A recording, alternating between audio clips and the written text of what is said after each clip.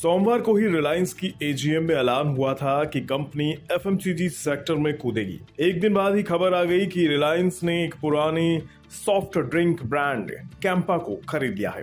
रिलायंस की मंशा दिवाली के आसपास इस ब्रांड को फिर से लॉन्च करने की है, यानी पेप्सिको और कोका कोला की बादशाहत और कड़े कंपटीशन वाले सॉफ्ट ड्रिंक मार्केट में कैंपा की एंट्री होने जा रही है।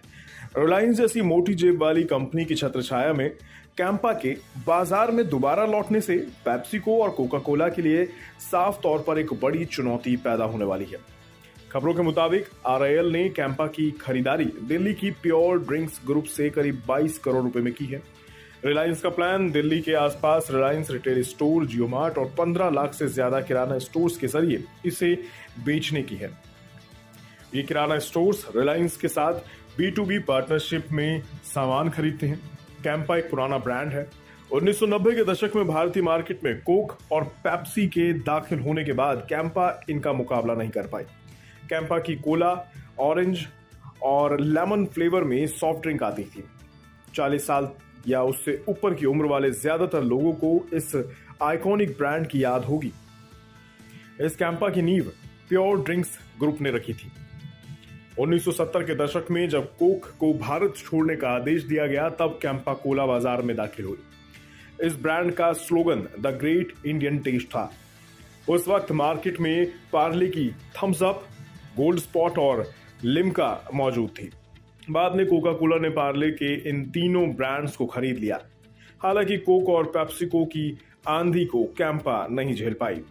खबरों के मुताबिक रिलायंस एफएमसीजी सेक्टर में अपनी मौजूदगी को मजबूत बनाने के लिए गुजरे दौर के दिग्गज ब्रांड्स को खरीदने की कवायद कर रही है।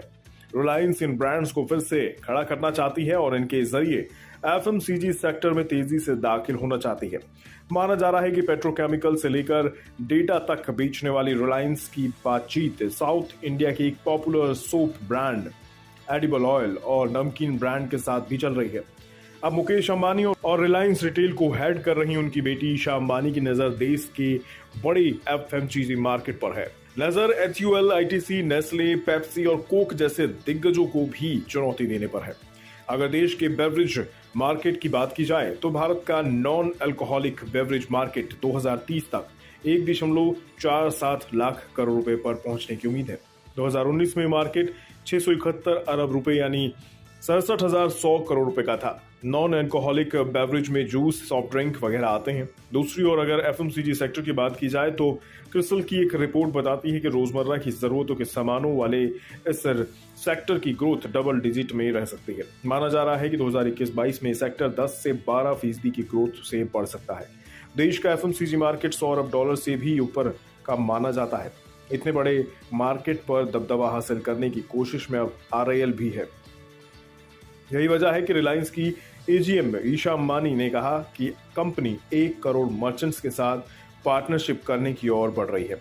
उन्होंने ये भी कहा कि रिलायंस रिटेल का इरादा अगले 5 वर्षों में 7,500 कस्बों और 5 लाख गांवों तक पहुंचने का है। यानी रिलायंस ने अपनी दमदार एंट्री के साथ न सिर्फ एफएमसीजी के दिग्गजों बल्कि सॉफ्ट ड्रिंक्स के धुरंधरों कोक और पेप्सी में भी हलचल पैदा कर दी है।